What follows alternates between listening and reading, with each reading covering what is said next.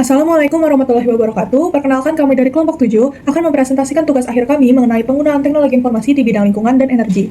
Pada kesempatan kali ini, kelompok kami akan menjelaskan mengenai Agri Dashboard.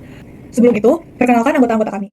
Yang pertama, kita masuk ke bagian latar belakang. Kalau kita lihat kondisi di lapangan, sektor pertanian saat ini masih menghadapi tantangan besar, khususnya dalam hal konsumsi energi. Banyak proses, mulai dari penggunaan bahan bakar fosil, listrik, hingga pengaturan suhu dan pencahayaan di greenhouse, masih berjalan dengan cara yang boros dan kurang efisien. Akibatnya, biaya operasional meningkat, emisi gas rumah kaca juga bertambah, dan jejak karbon sektor pertanian makin memburuk. Oleh karena itu, muncul kebutuhan mendesak untuk menghadirkan teknologi yang mampu menjawab permasalahan. Penerapan teknologi itu seperti apa? Kenapa teknologi itu penting untuk kita terapkan di sektor pertanian?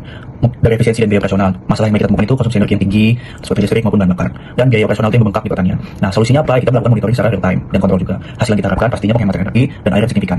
Untuk keberlanjutan lingkungan, masalah yang kita temukan itu adalah kontribusi besar di sektor pertanian itu terhadap emisi gas rumah kaca dan degradasi lingkungan. Solusinya itu pengurangan jejak karbon, dan hasil yang kita harapkan adalah mendukung pertanian berkelanjutan dengan meminimalisir limbah dan polusi.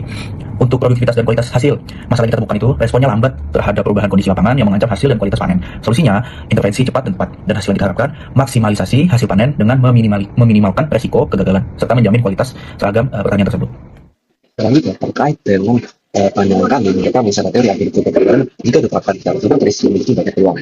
Misalnya, pertama irigasi panen surya, kemudian sensor tanpa berbasis IoT, pemantauan database dan juga dashboard analisis data dan AI. Dari segi alur, pertama yang diperlukan adalah framework IoT untuk menunjukkan data pada depan seperti kelembapan tanah, suhu dan intensitas. Kemudian data tersebut berdasarkan pada tempat untuk diakses dan dianalisis secara terpusat yang low berat, dan hasilnya dapat divisualisasikan menggunakan dashboard, dan dashboard tersebut dapat mempermudah para petani untuk mengambil keputusan seperti waktu penyiraman yang efisien, pemupukan, dan juga penggunaan energi secara optimal.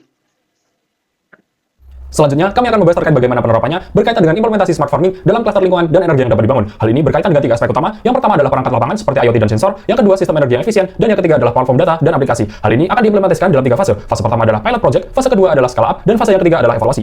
Selanjutnya adalah peluang dari adanya Agri Dashboard. Kami mengidentifikasi 3 peluang. Yang pertama adalah optimasi sumber daya. Dengan adanya Agri Dashboard dengan data real time, maka pemanfaatan air dan energi dapat dioptimasikan dan dapat menghemat sekitar 30-50%. Yang kedua adalah peningkatan kualitas dan kuantitas tanaman itu sendiri. Karena dengan adanya Agri Dashboard ini, maka kebutuhan dasar tanaman terpenuhi seperti air dan cahaya, dan tanaman ini dapat tumbuh dengan kemampuan maksimalnya. Yang terakhir adalah pengambilan keputusan atau data driven bagi petani itu sendiri. Karena dengan adanya data real time dari Agri Dashboard, petani dapat mengetahui kondisi tanamannya sehingga tahu kapan harus memupuk, menyiram maupun memanen.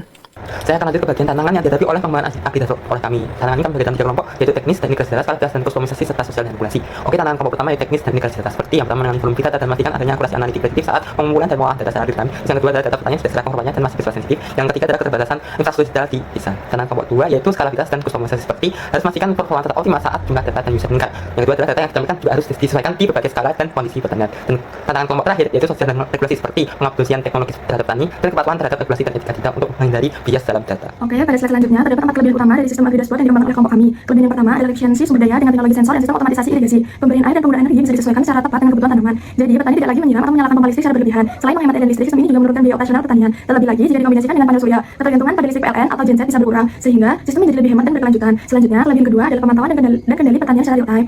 Petani dapat memantau berbagai kondisi lahan seperti kelembapan tanah, suhu udara, dan juga cuaca langsung dari dashboard digital kapanpun yang petani perlukan. Data yang muncul secara cepat dan akurat ini sangat membantu dalam pengambilan keputusan di lapangan. Petani bisa segera bertindak tanpa menunggu terlalu lama, misalnya saat harus melakukan penyiraman atau pemupukan. Dengan begitu, risiko keterlambatan yang dapat mengganggu pertumbuhan tanaman dapat diminimalkan. Kelebihan ketiga adalah peningkatan produktivitas dan kualitas panen. Data yang dikumpulkan dari lahan memungkinkan tanaman mendapatkan perlakuan yang lebih tepat, seperti jumlah air, cahaya, dan nutrisi yang sesuai. Ketika kebutuhan tanaman terpenuhi secara konsisten, hasil panen pun menjadi lebih optimal, baik dari segi kuantitas maupun kualitas. Hal ini tentu memberikan keuntungan lebih besar bagi petani dibandingkan metode tradisional yang mengandalkan perkiraan. Yang terakhir adalah pengelolaan pertanian berbasis data. Dengan adanya dashboard ini, proses budidaya tidak lagi mengandalkan tebakan. Semua keputusan diambil berdasarkan data lapangan yang terukur. Ini membuat pengelolaan lahan menjadi lebih akurat dan efisien.